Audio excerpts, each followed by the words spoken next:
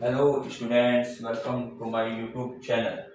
बच्चे, आज हम शुरू करेंगे एक्सरसाइज 11.2 और इसमें 11.2 में ये इससे पहले हमने 11.1 करी थी, तो वहाँ पर जो है हमारे डायरेक्ट प्रोपोर्शन के क्वेश्चन थे। ठीक है ना। अब हम यहाँ पर जो 11.2 करेंगे और यहाँ देखते हैं कि हमारे पास डायरेक्ट में है या इनवर्स प्रोपोर्शन। तो यहाँ पे हम क्या करेंगे, क्वेश्चन मेरे पास लिखे हुए हैं, हम क्वेश्चन को यहाँ पर लगा देंगे। इस तरीके से क्वेश्चन को ऐसे लगाया जाएगा। तो क्वेश्चन लेंथी है और लेंथी क्वेश्चन को लिखने में टाइम ज़्यादा लग जाता है, तो मैंने लिख के रखे हुए।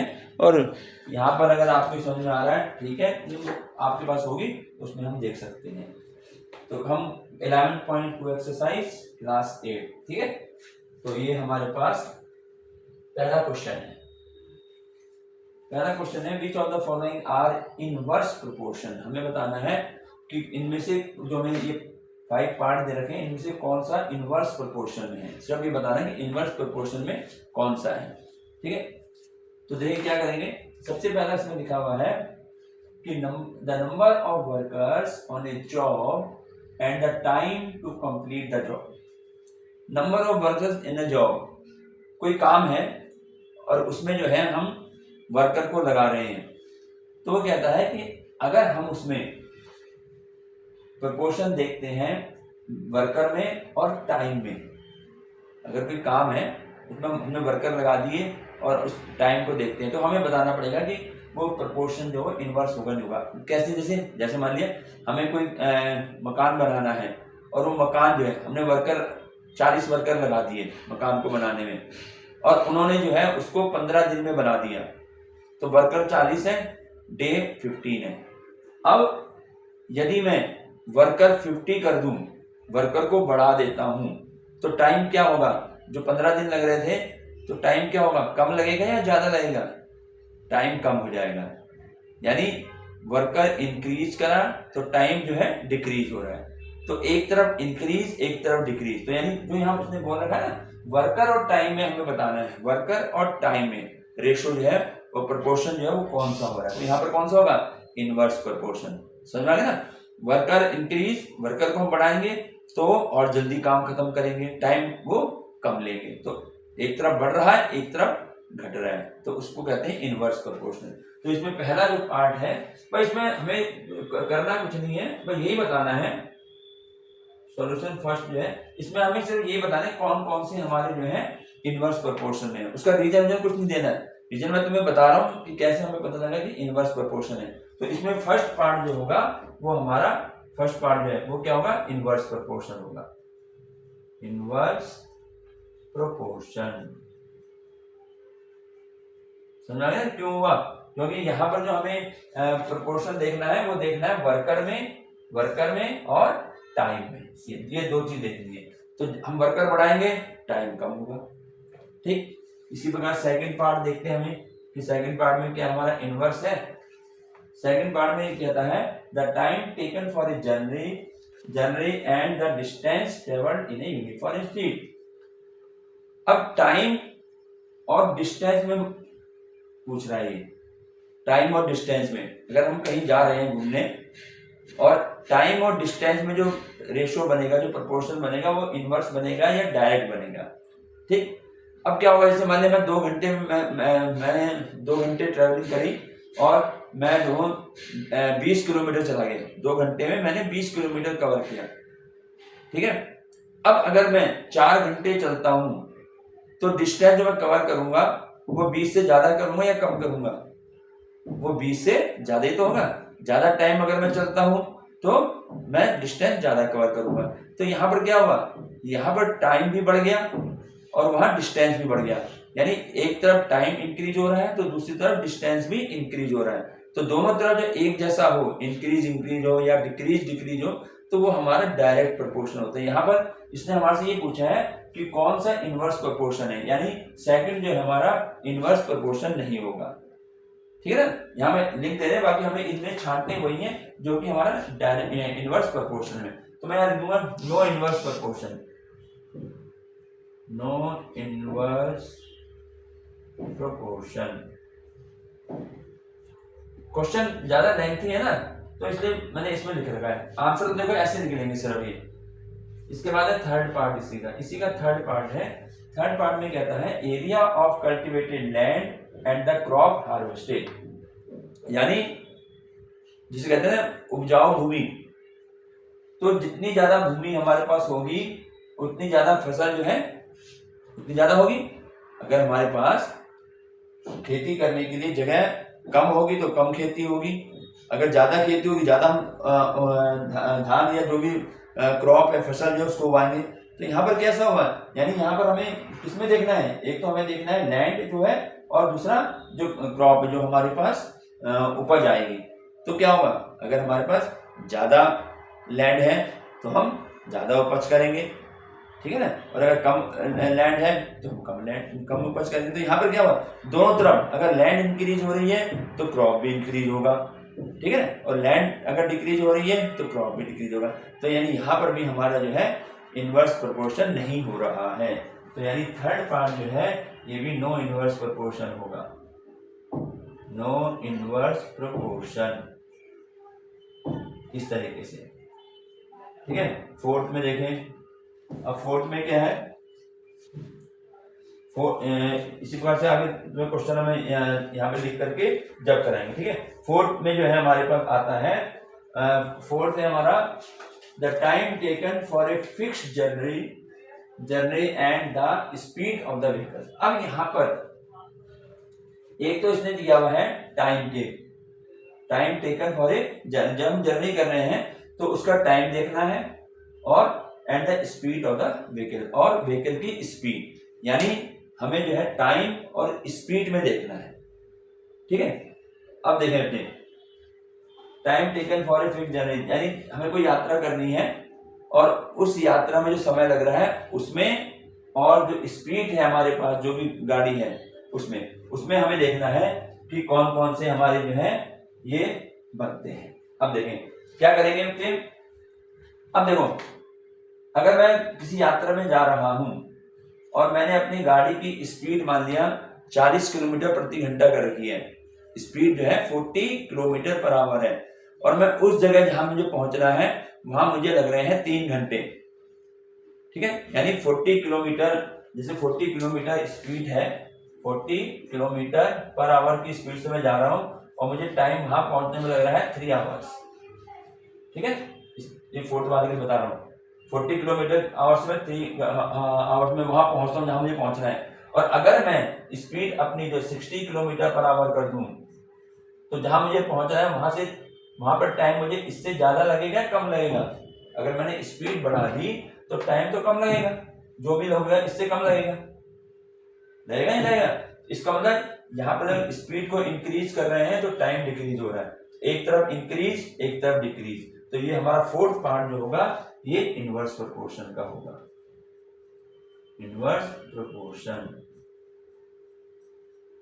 ठीक है, इस तरीके से। तो मैं इसमें यहाँ पे यही हमें बताने कौन कौन से इनवर्स प्रोपोर्शन में। फिफ्थ पार्ट में देखो क्या है, फिफ्थ पार्ट में कहता है the population of a country and the area of land per person. Population of a country, एक तो पॉपुलेशन ऑफ कंट्री का देखना है और land per person, area of land. अब देखें अगर मान लिया पॉपुलेशन हमारे पास कम है, अगर पॉपुलेशन कम है तो हमारे पास क्या होगा, हमें जो है एरिया ऑफ लैंड क्या होगा, ज्यादा मिलेगा। अगर लोग कम होंगे तो हमें जो है ज्यादा जमीन मिलेगी, और अगर पॉपुलेशन बढ़ती चली जाएगी तो जमीन क्या होगी, कम होती चली जाएगी। तो यानी एक तरफ तो बढ़ रहा है और एक तरफ घट रहा है, पॉपुलेशन एक तरफ बढ़ रही है एक तरफ लैंड कम हो रही है। तो ये हमारा इनवर्स हो गया, इनवर्स प्रोपोर्शन।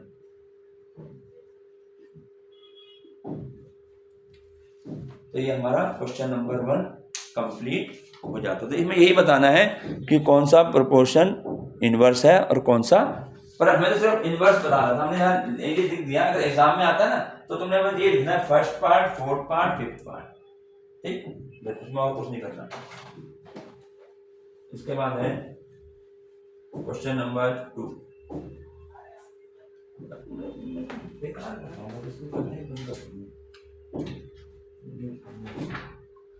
क्वेश्चन नंबर 2,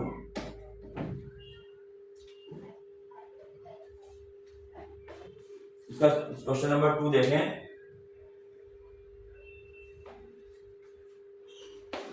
इसमें दे रखा है in a TV game show the prize money of ₹1 lakh is to be divided equally among the winners. कोई टीवी गेम शो है और उसमें 1 लाख रुपए जो है हमें बांटने हैं विनर को। Complete the following table and find whether the prize money given to an individual winner is directly और inversely proportional to the number of winners. तो अब हमें ये बताना है कि जो हम विनर को प्राइज देंगे तो जो प्राइज दिया जाएगा वो प्राइज मनी जो है हमारी क्या होगी, वो प्राइज मनी और इंडिविजुअली जो मेंबर को हम दे रहे हैं उसमें जो है हमारा डायरेक्टली प्रोपोर्शनल है या इनवर्सली प्रोपोर्शनल है। ठीक है, डायरेक्टली है या इनवर्सली है, ये हमें बताना है। तो सबसे पहला काम तो है कि ये टेबल हमें दे रखी है, नंबर ऑफ विनर्स और प्राइज फॉर ईच विनर, ये हमें दे रखा है। तो हमें इसी के अनुसार जो है इसको सॉल्व करना है। ठीक है, तो देखें इसका जो है मैं यहाँ पर बना देता हूँ टेबल एक बार और। Number of winners, number of winners ये आ जाएगा और यहाँ पर है prize for each winner, prize for each winner,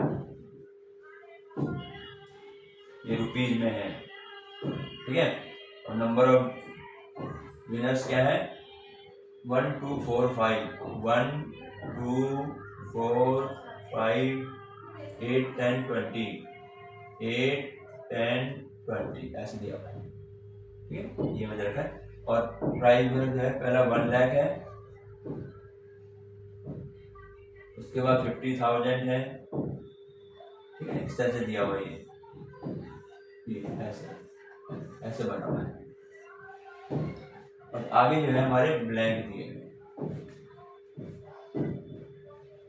अब यहाँ पर जब हम बात करते हैं पहले तो ये कहता है कि कंप्लीट द फॉलोइंग टेबल, हमें टेबल को कंप्लीट करना है। तो देखें यहाँ पर इसको जो है नंबर ऑफ विनर्स को हम क्या मानते हैं, एक्स मानते हैं ना। इसको जो है ये इसको वाले क्या मानते हैं, एक्स माना जाता है। पहले वाला जो नंबर ऑफ विनर ये एक्स होते हैं ना, और इसको वाई कहते हैं, है ना इसमें। तो अब क्या करेंगे, ये हमारा हो जाएगा x1, ये x2 हो गया, ये x3 हो गया, ये x4 हो गया, ये x5 हो गया और ये x6 हो गया और ये x7 हो गया। ऐसे यहाँ पर ये y1 हो गया, ये y2 हो गया, यहाँ पर y3, y4, y5, y6 और y7। तो एक तो हमें कंप्लीट करनी है y3, y4, y5, ये हमें सारे बनाने हैं। ठीक, तो जो कैसे करेंगे, जब हमारे पास विनर 1 है तो बच्चे उसको दिया जाता है 1 लाख रुपीज। जब विनर हमारे पास 2 हो जाते हैं तो हमें उसको दिया जाता है 50,000 रुपीज। ठीक है, 50,000 रुपीज। तो अब हम जो आगे की जो हम निकालेंगे वो इस पर निकालेंगे, 1 जो है एक स्टूडेंट को मिला हुआ है विनर जो है। ठीक है, तो पहले हम कौन सा पहले लेंगे, हमें निकालना पहले इस वाले को, x3 वाला लेंगे।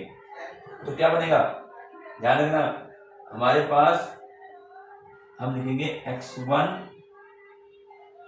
इनवर्सली के लिए क्या होता था, इनवर्स प्रोपोर्शन के लिए x1 y1 is equal to x2 y2, ये होता था, ये हमारा फार्मूला होता है x1 y1 is equal to x2 y2। तो देखिए x1 कितना है, इसमें x1 कितना है 1, y1 कितना है 1 lakh is equal to x2। अब यहाँ पे x2 हम इसको नहीं, ये तो हमारा हो ही गया ना, ये तो नहीं रखा है, इसको लेना है हमें। ठीक है ना, तो यहाँ पर मैं x2 का मतलब हो जाएगा यहाँ पर x3 के लिए।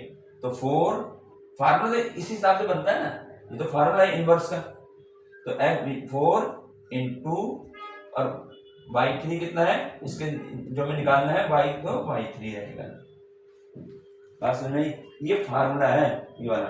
तो x1 y1 x2 y2 x3 y3 x4 जो भी होंगे हमारे पास, तो x1 y1 तो हमारा ये है, ये तो ऐसे रहेगा। आगे हमें क्या फाइंड करना है, ये तो हमें दे रखा है, इसका निकालना था y3 का, तो मैंने y2 की जगह y3 लिख दिया, ठीक है ना। और यहाँ पर x3 आएगा, x2 की जगह x3, तो बढ़ते रहेंगे जैसे ही बढ़ेंगे। तो यहाँ पर क्या हो जाएगा, ये तो हो गया 1 लाख और ये हो गया 4 इंटू y3। तो y3 की वैल्यू क्या हो जाएगी, 1 लाख ये हो गया, और ये 4 क्या होगा, डिवाइड में आ जाएगा, इंटू में है ना, डिवाइड में आ जाएगा। ठीक, इसको अब हम डिवाइड करेंगे, इसको 4 से देखो डिवाइड करेंगे 1 लाख में, जीरो सही से लगानी है, तो क्या होगा 4 2 जा 8, यहाँ से 2 बच गया, यहाँ से 0 उतार लिया, 4 5 जा 20, यहाँ तक हो गया ना ये। अब यहाँ पे कितने बचे, 3 जीरो, ये 3 जीरो यहाँ लगा दो, तो इसको कैंसिल करके कितना आ जाएगा, ये 25,000। ये किसकी वैल्यू आ गई, y3 की, यानी यहाँ पर y3 हमारा हो गया 25,000 हो गया, ठीक है।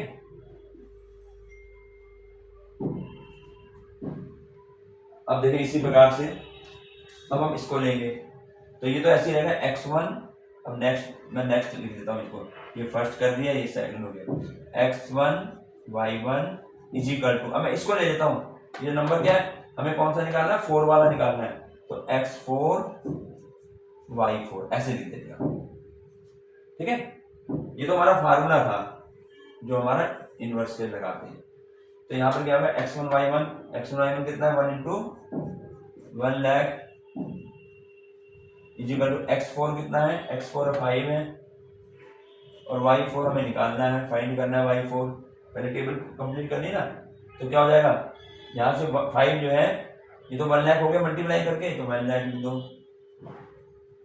इज इक्वल टू, अगर मैं y4 लिख रहा हूँ और 5 की इसमें मल्टीप्लाई है, इधर आके क्या हो जाएगा, ये डिवाइड में बदल जाएगा, ठीक है। तो y4 की वैल्यू क्या आ जाएगी, इसको डिवाइड देखिए ऐसे करते हैं, 5 2 जा 10 हो गया, और 1 2 3 4 0 लगा दो, 1 2 3 4, चाहे अलग से डिवाइड कर लो, ऐसे कर लो चाहे, तो कितना आ गया 20,000, ये y4 की वैल्यू आ गई, ठीक है। अब हम आगे निकालते हैं नेक्स्ट, अब हमें y5 के लिए नहीं है, तो वही लिखेंगे x1 y1 तो ऐसे रहेगा, इज इक्वल टू, इसमें क्या आ जाएगा, x5 y5 ऐसे, बस जो नंबर है उसी के अनुसार उसको लेते चले जाएंगे। अब x1 y1 तो हमारा 1 इंटू 1 लाख है, और x5 कितना है, x5 हमारा 8 है, और y5 हमें फाइंड करना है, तो ये तो 1 से मल्टीप्लाई करके 1 लाख हो गया, ठीक है। और मैं अब डायरेक्ट इधर को ले आऊं, ये 8 से डिवाइड हो गया, तो रह गया हमारा y5 रह गया, ठीक। अब 8 से डिवाइड कर दो इसको, 8 से देखो डिवाइड कैसे करेंगे, 1 लाख है ना, 3 4 5, तो 8 1 जा 8, 2 बच गया, 0 उतार लिए, 8 2 जा 16, 4 बच गया, यहाँ से 0 ये उतार ली, 8 5 जा 40, अब यहाँ कितनी 2 0 बच गई, ये 2 0, ठीक। तो यानी इसका रहेगा 12,500, तो y5 की वैल्यू आ गई 12,500, ठीक है।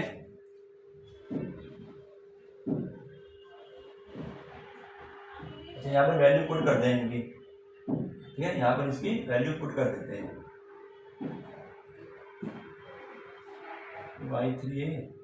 y3 की वैल्यू क्या आई थी, y3 की वैल्यू हमने इससे करे, हमारा आया था 25,000, तो चलो यहाँ लिख दिया, वही हो जाएगा, ठीक है ना। y5 हो गया इतना।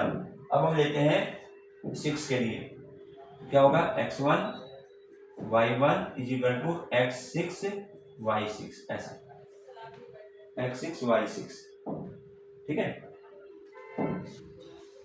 थोड़ा टेबल को थोड़ा छोटा बना दिए, बड़ा बन जाता ना, इनके आगे वैल्यू लिख देते, इसकी वैल्यू मैं तिरछी करके लिख दूं, इसका आया था हमारे कितने 25,000, y4 आया 25,000, ठीक है, इसका y4 हो गया, और y3 का तो ये आगे था y4 का 20,000, तो इसके नीचे मैं लिख दे रहा हूँ 20,000 ऐसे, ठीक है। y5 में कितना आया 12,500,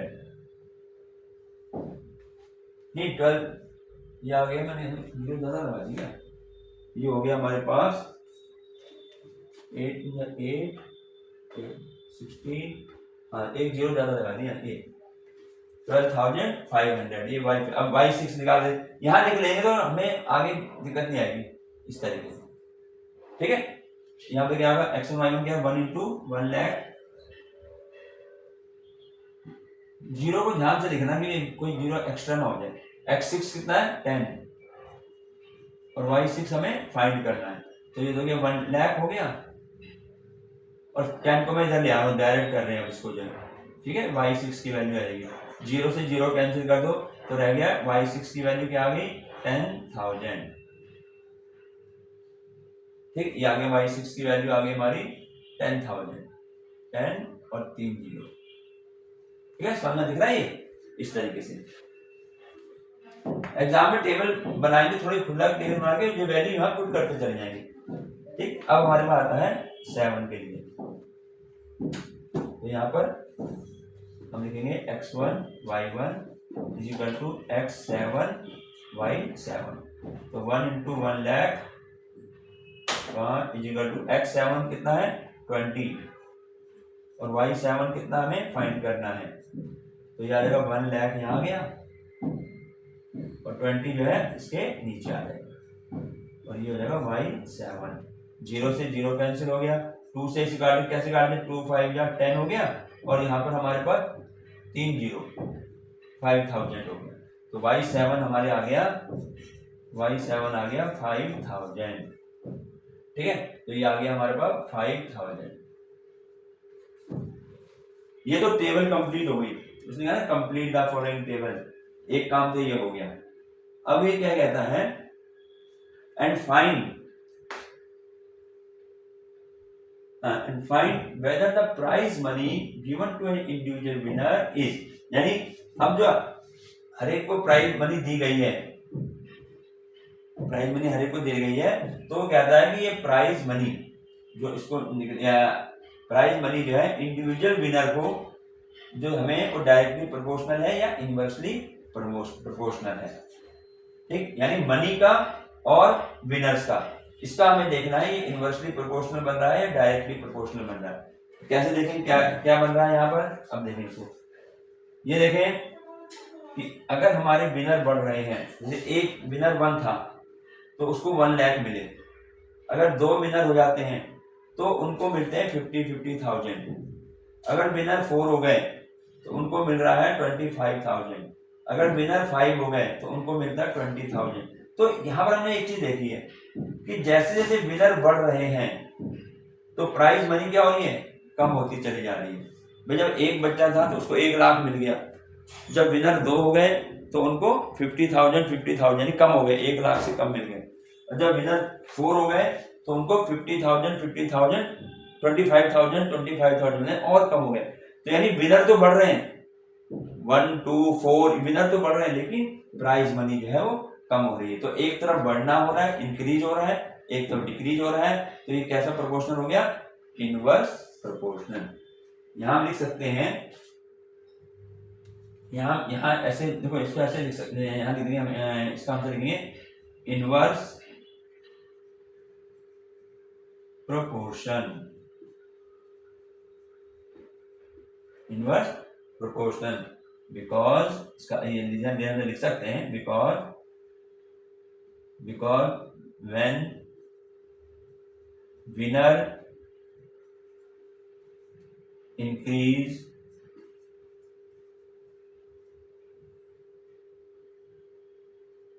when winner increase comma then when winner increase then prize money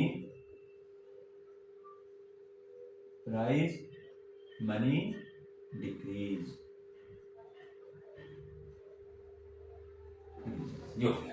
ये कारण हो गया इसका कि when winner increases then prize money decreases. और ऐसे में क्या होता है, ऐसे में हमारा इनवर्स प्रोपोर्शन होता है। तो ये हो गया हमारा क्वेश्चन नंबर 2 कंप्लीट। हमने टेबल भी बना दी और उसको जो है हमने आगे कर दिया।